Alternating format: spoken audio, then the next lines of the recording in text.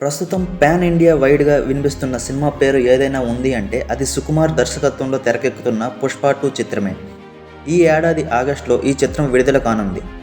ఇప్పటికే పుష్ప 2 షూటింగ్ శరవేగంగా సాగుతుంది. ఇక ఈ సినిమాతో icon star Allu Arjun pan India వైడ్గా గుర్తింపు తెచ్చుకున్నాడు. పుష్ప 2తో పాన్ ఇండియా బాక్సాఫీస్ను రూల్ చేసేందుకు రెడీ అవుతున్నాడు.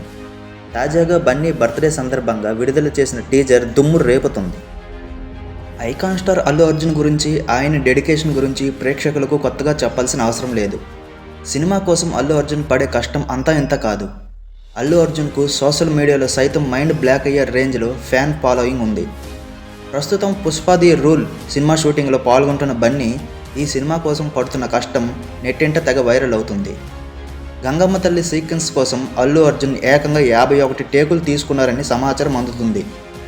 అమ్మవారి హావభావాలతో చేసే ప్రతి మూమెంట్ పర్ఫెక్ట్గా రావాలని బన్నీ ఎంత కష్టపడ్డారని తెలుస్తుంది.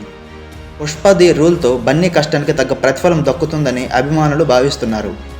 బన్నీ ఖాతాలో రాబోయే రోజుల్లో మరిన్ని భారీ సక్సెస్లో చేరాలని ఫ్యాన్స్ చెబుతున్నారు.